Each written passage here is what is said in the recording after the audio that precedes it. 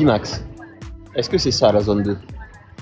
Alors, mon cher Quentin, oui, on va dire que ça peut être ça, dans le sens où un des effets de travail en zone 2, c'est la réduction du stress et l'amélioration de l'humeur. Donc, tu n'es pas loin de la vérité, mais c'est pas que. En définition, en fait, l'entraînement en zone 2, c'est vraiment une zone de fréquence cardiaque qui se fait entre 60 et 70% de la fréquence cardiaque max. Elle est essentielle parce qu'elle constitue la base de la pyramide du conditionnement. C'est-à-dire qu'elle va nous permettre de soutenir l'effort de haute intensité, mais également une aide à la récupération. Donc les différents avantages de ce travail dans cette zone sont hyper intéressants.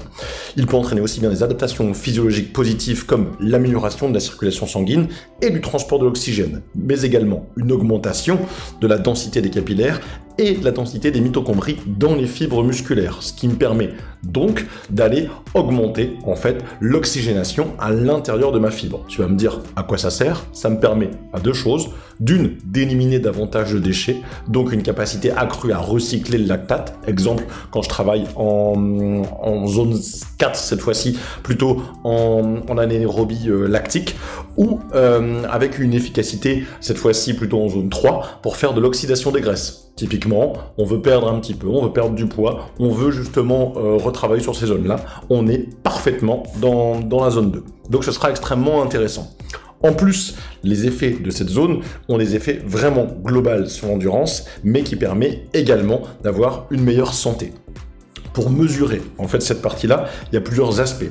Soit on peut utiliser un test de lactate, donc typiquement prise de sang comme on voit ici, avec du coup des tests spécifiques avec des paliers, ou un test de VO2, donc avec un masque d'échange gazeux, ou simplement avec la fréquence cardiaque, mais également, comme nous l'utilisons par exemple aussi sur Nolio, avec le RPE, c'est-à-dire l'évaluation de l'effort perçu, qui doit être lui entre 2 et 3.